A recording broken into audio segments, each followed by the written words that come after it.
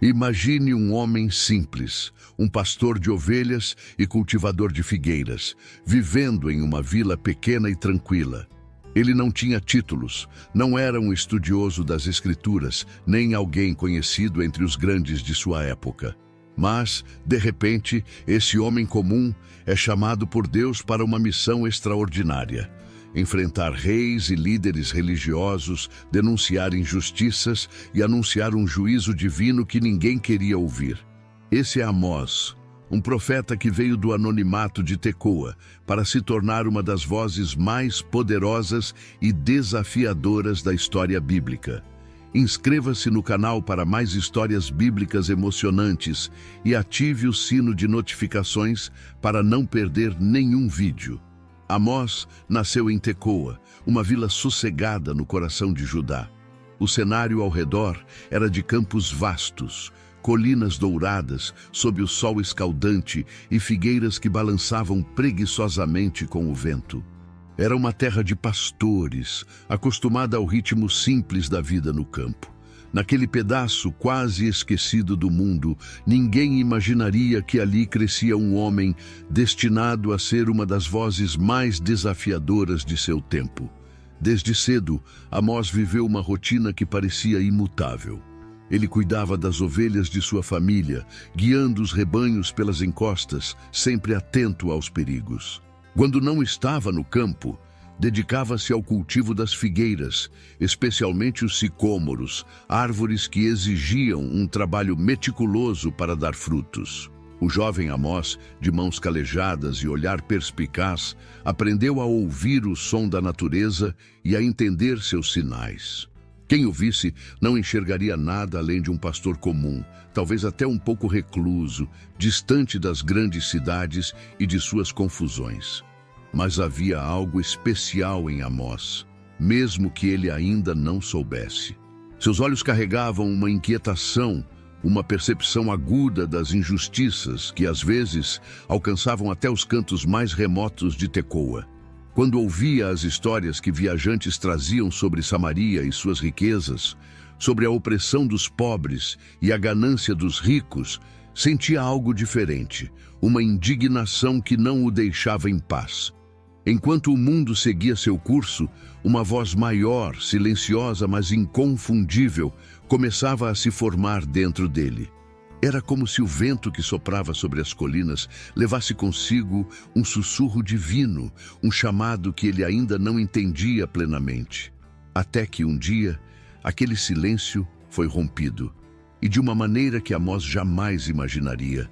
Aquele dia parecia igual a todos os outros. O sol nascia devagar no horizonte, tingindo o céu de laranja e dourado, enquanto Amós guiava seu rebanho pelas encostas.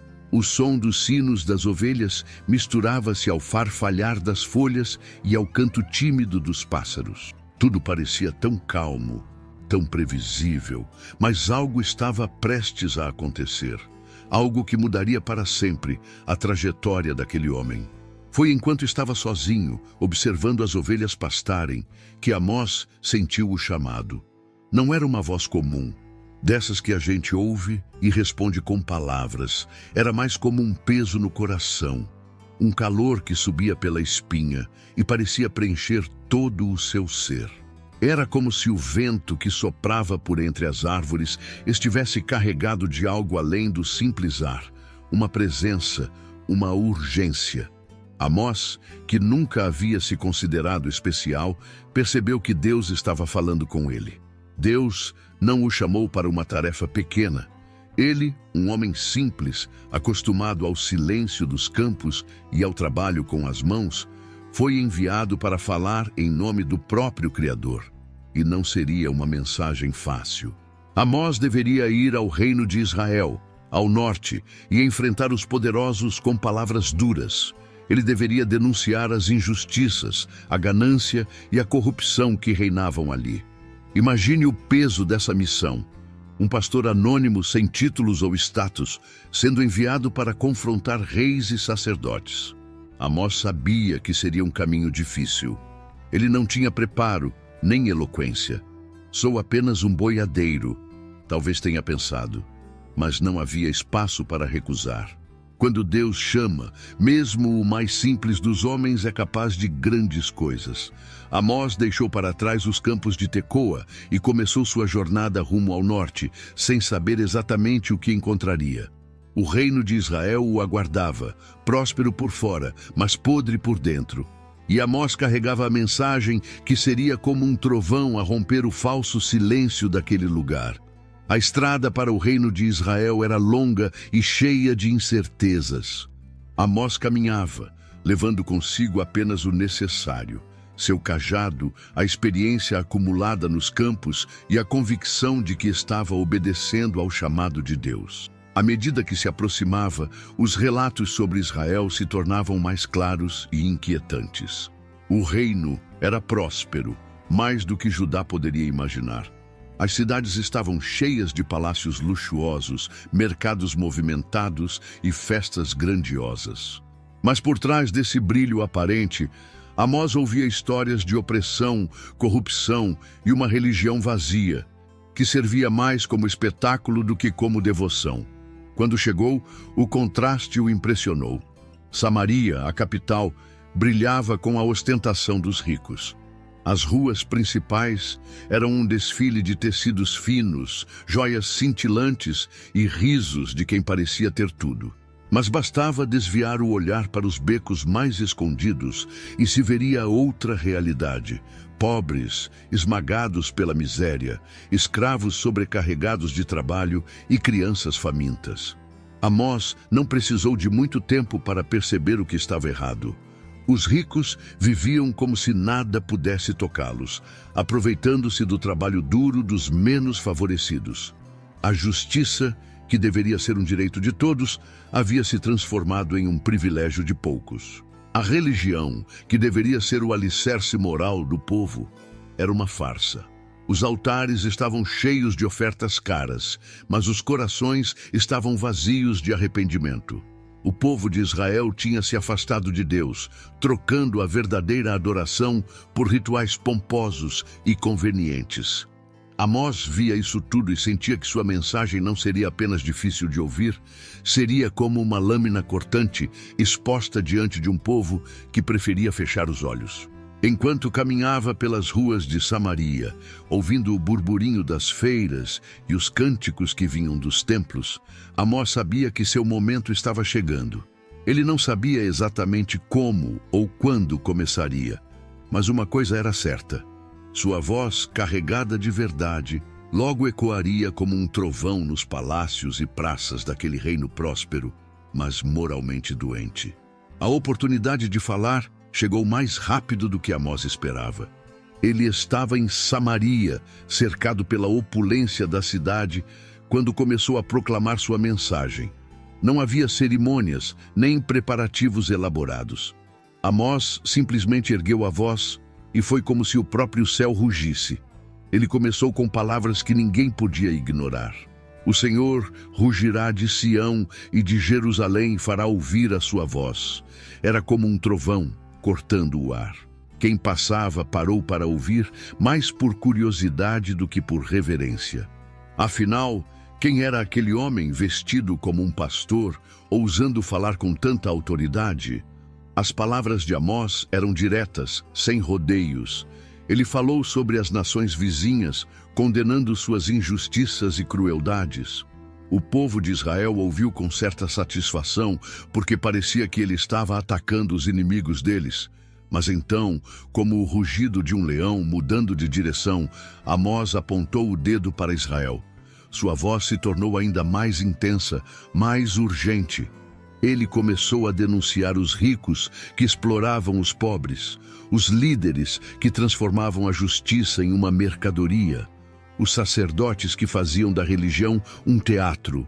Vocês que esmagam os pobres e pedem tributos de grãos, construíram casas luxuosas, mas não viverão nelas. Plantarão vinhedos belos, mas não beberão de seu vinho. As palavras cortavam como lâminas, revelando verdades que todos sabiam, mas ninguém queria admitir.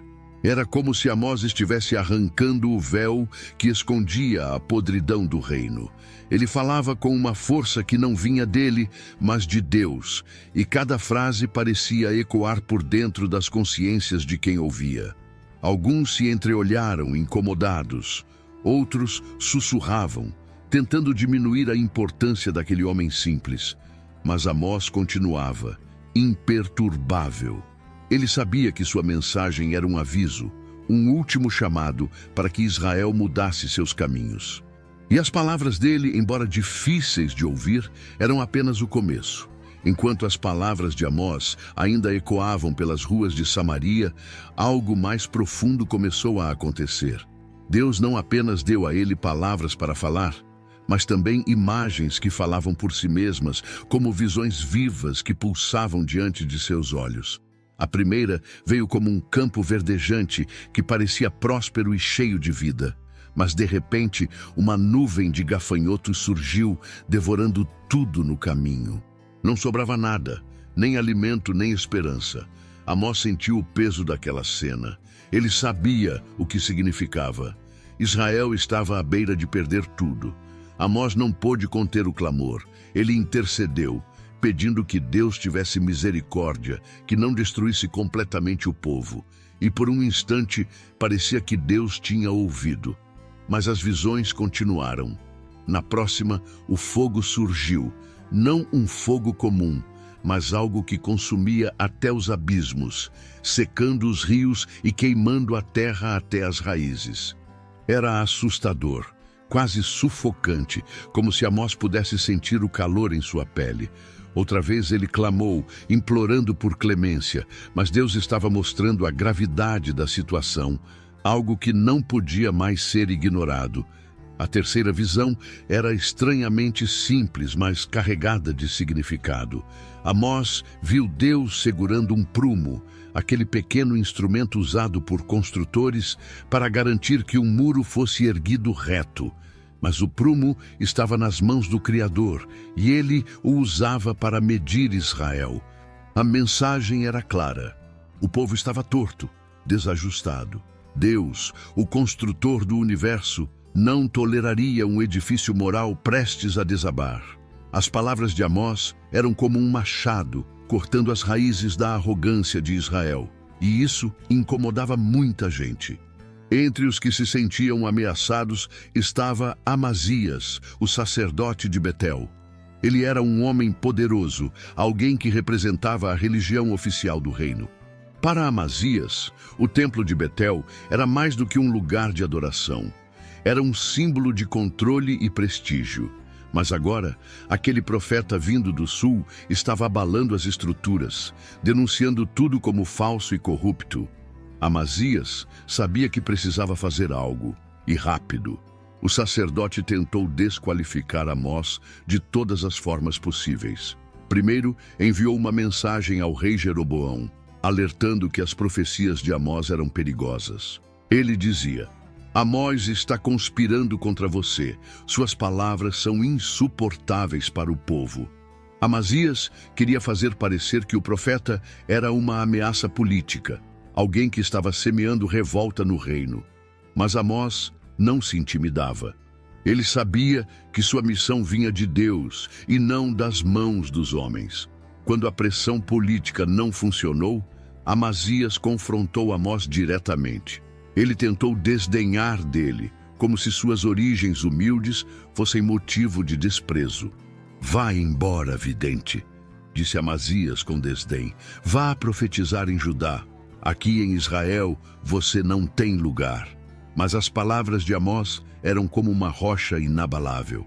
Ele olhou para Amazias e respondeu com firmeza: Eu não sou profeta nem filho de profeta. Sou boiadeiro, cuidador de sicômoros. Mas o Senhor me tirou de trás do rebanho e disse: Vá e profetize ao meu povo Israel. Era uma declaração poderosa. Amós não estava ali por escolha própria, nem por ambição.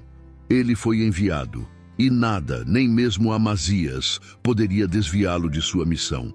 Mas as tensões continuavam a crescer. A oposição ao profeta era cada vez mais forte e o povo começava a se dividir entre os que o rejeitavam e os poucos que se atreviam a ouvi-lo. As palavras de Amós, tão afiadas quanto lâminas, continuavam a ecoar pelos palácios e mercados de Israel. Ele se levantava nas praças e dizia coisas que ninguém tinha coragem de dizer. Um dia, olhando diretamente para os ricos comerciantes que se exibiam com suas túnicas caras, Amós começou a falar com um tom que misturava indignação e pesar. "Vocês, vacas de Bazã", ele disse, referindo-se às mulheres e homens da elite de Samaria. Era uma metáfora ousada, quase provocativa, comparando-os às vacas gordas que pastavam na região de Bazã, conhecidas por sua opulência. Eles viviam no conforto, mas às custas da exploração dos pobres. Amós descrevia cenas de ganância e opressão com uma clareza impressionante. Ele falou de balanças desonestas nos mercados, de comerciantes que diminuíam a quantidade de trigo vendida enquanto aumentavam o preço. Disse que até o lixo do trigo, que deveria ser jogado fora, era vendido para os mais pobres como se fosse alimento. E não parava por aí. Com uma voz firme, ele apontava o dedo para os líderes religiosos que faziam grandes cerimônias nos altares de Betel e Gilgal, mas cujos corações estavam distantes de Deus. "Eu odeio, desprezo suas festas religiosas", proclamou Amós, e o choque era palpável. Ele dizia que os sacrifícios e canções que enchiam o templo eram inúteis, porque não vinham de um coração justo. Em vez disso, ele clamava: "Corra o juízo como um rio e a justiça como um ribeiro perene." Era uma imagem poderosa, uma metáfora que comparava a verdadeira vontade de Deus a um rio caudaloso, que purifica e renova. O silêncio das multidões, às vezes, era interrompido por murmúrios desconfortáveis ou por risadas nervosas. A mensagem de Amós estava ficando insuportável para os poderosos, mas ele sabia que precisava continuar. Havia mais a ser dito, mais a ser revelado. Amós continuava a falar, mesmo diante da resistência. Ele sabia que suas palavras eram duras, mas também sabia que Deus nunca enviava um aviso sem uma promessa de esperança. No meio de suas profecias sobre destruição e juízo, Amós começou a revelar algo diferente. Ele falou de uma restauração, de um tempo em que as coisas seriam colocadas no lugar. Era como se, em meio à escuridão de uma noite sem estrelas, ele mostrasse um lampejo de luz no horizonte. "Naquele dia", dizia ele, "levantarei a tenda caída de Davi." Era uma visão cheia de significado. A tenda de Davi, um símbolo de um tempo mais simples e de uma relação mais pura com Deus, seria restaurada. Não seria um templo de pedras frias, mas algo vivo, cheio de vida e comunhão. As palavras de Amós pintavam imagens que tocavam o coração, mesmo dos mais endurecidos. Ele falava de vinhedos cheios de frutos, de campos férteis, onde os grãos seriam tão abundantes que os ceifeiros mal conseguiriam acompanhar. Os dias de fome e escassez seriam substituídos por um tempo de celebração e fartura. Mas não era só isso. Amós também falou de um povo reunido. Aqueles que tinham sido dispersos, que haviam perdido suas raízes, seriam trazidos de volta. Eles reconstruiriam as cidades destruídas, plantariam jardins e viveriam em paz. Era uma promessa que parecia impossível para muitos. Afinal, a realidade diante deles era de desigualdade, opressão e iminente juízo. No entanto, as palavras de Amós eram como uma semente plantada em terra dura, esperando o momento certo para germinar. Mesmo enquanto Amós trazia essa visão de esperança, ele sabia que a resistência continuava a crescer. As pessoas estavam inquietas, os poderosos mais irritados. E enquanto ele falava sobre um futuro distante e restaurado, a realidade imediata era de perigo e incerteza. Sua missão estava chegando a um ponto crítico, e o silêncio que se aproximava parecia ainda mais assustador que suas palavras. Depois de tudo que foi dito, depois de todas as visões compartilhadas e as verdades proclamadas, Amós começou a se afastar do centro das atenções. Sua missão parecia estar chegando a um fim, mas não porque ele havia desistido ou perdido sua força. Era como se, de alguma forma, ele soubesse que já havia dito tudo o que precisava dizer. As palavras que um dia rugiram como um leão, agora davam lugar a um silêncio que carregava um peso maior do que qualquer discurso. O povo que o ouviu ficou dividido. Alguns ainda discutiam as suas palavras, tentando entender o que significavam aquelas promessas e advertências. Outros, especialmente os poderosos, preferiram fingir que nada daquilo importava. Quem é ele, afinal? Diziam uns aos outros, tentando desmerecer o profeta que voltava aos caminhos de Judá. Mas a verdade é que o impacto de Amós já estava gravado. Suas palavras continuavam a ecoar, como ondas que não podiam ser contidas. A ausência de detalhes sobre os últimos dias de Amós só aumenta o mistério. Ele simplesmente desaparece das páginas da história, sem deixar registros de como terminou sua vida. Talvez tenha voltado para os campos de Tecoa, para cuidar de suas ovelhas e das figueiras, vivendo os dias que lhe restavam em paz. Ou talvez tenha continuado a proclamar sua mensagem, mesmo que em lugares onde poucos pudessem ouvi-lo. O que sabemos é que o silêncio que se seguiu não foi um fim, mas um intervalo. Era como se sua ausência fosse parte do plano, um espaço deixado em branco para que o povo refletisse e decidisse o que fazer com tudo o que havia sido dito. Mesmo assim, a história de Amós não se apagou. Suas palavras permaneceram vivas, passando de geração em geração, como um lembrete do que significa justiça, integridade e a coragem de obedecer ao chamado de Deus. As palavras de Amós, ainda que inicialmente rejeitadas por muitos, continuaram a se espalhar como sementes lançadas ao vento. Sua mensagem, embora simples em sua essência, continha um poder tão profundo que não podia ser ignorada. Cada frase carregava a força de uma convicção que vinha diretamente de Deus. Ele não foi um homem comum, mesmo sem títulos ou linhagem profética, deixou uma marca que atravessou gerações. Era como se sua história ecoasse para além de sua própria vida, sempre desafiando e inspirando. Com o passar do tempo, as verdades que Amós proclamou se tornaram impossíveis de serem esquecidas. A imagem do prumo, do rio de justiça, das vacas de Bazã, todas essas metáforas se gravaram na memória do povo, funcionando como espelhos para uma sociedade que precisava desesperadamente de mudança. E não apenas em Israel, mas em qualquer lugar onde a injustiça e a hipocrisia ameaçassem obscurecer a vontade de Deus. Amós nos mostrou que a verdadeira adoração não está em cerimônias grandiosas ou em templos decorados, mas na justiça fluindo como um rio, na retidão sendo praticada como um estilo de vida. Sua voz se levantou para aqueles que não tinham voz, para os pobres e oprimidos, que eram explorados pelos poderosos.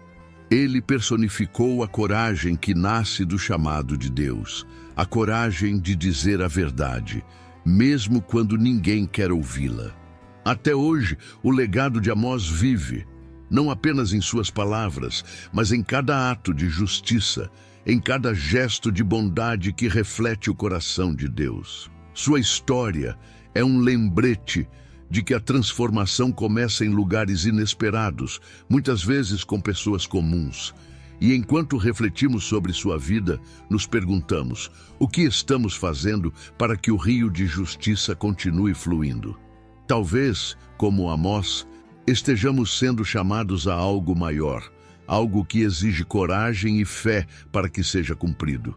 E assim, sua história se entrelaça com a nossa, convidando-nos a ouvir, agir e transformar o mundo ao nosso redor. A história de Amós termina como começou, sem grandes alardes, mas com uma força que transcende o tempo. Ele era apenas um pastor, um homem de mãos calejadas e pés marcados pela poeira do trabalho no campo, mas foi escolhido para carregar uma mensagem que abalaria um reino. Não por sua eloquência ou posição, mas por sua obediência e fé. E é isso que torna sua trajetória tão poderosa. Amós nos lembra que Deus não escolhe os capacitados, Ele capacita os escolhidos. Das colinas de Tecoa às praças de Samaria, Amós carregou uma lição que ecoa até hoje. A verdadeira adoração a Deus está nos atos de justiça e bondade. Não importa quantas canções cantamos ou quantos altares construímos. Se o nosso coração não for reto e nossas ações não forem justas, tudo isso é vazio. Ele nos ensina que a fé não é algo confortável, mas um chamado para enfrentar as realidades mais difíceis, mesmo que isso signifique se opor ao que é popular ou conveniente. Além disso, Amós nos desafia a enxergar os invisíveis. Ele falou pelos pobres, pelos oprimidos, pelos esquecidos. Ele nos mostrou que ignorar a injustiça não nos isenta de nossa responsabilidade. Pelo contrário, nos torna cúmplices dela. Seu clamor por um rio de justiça e um ribeiro de retidão não foi apenas um grito para Israel, mas um chamado para todos nós, em qualquer tempo ou lugar. E talvez essa seja a maior lição de todas. Deus pode usar qualquer um, em qualquer lugar, para cumprir seus propósitos. A única exigência é que estejamos dispostos a ouvir e a agir. Assim como Amós, podemos ser uma voz para aqueles que não têm voz, um canal para a justiça fluir. A pergunta que fica é: estamos prontos para dizer sim ao chamado, mesmo que isso nos leve por caminhos difíceis? Porque, como Amós nos mostrou, é nesse sim que as histórias que realmente importam começam. Se você gostou da história do profeta Amós e quer continuar acompanhando outras histórias de fé e superação, não deixe de curtir esse vídeo e compartilhar com quem você ama. E claro, inscreva-se no canal para não perder nenhum conteúdo novo. Juntos vamos explorar mais lições poderosas da Bíblia.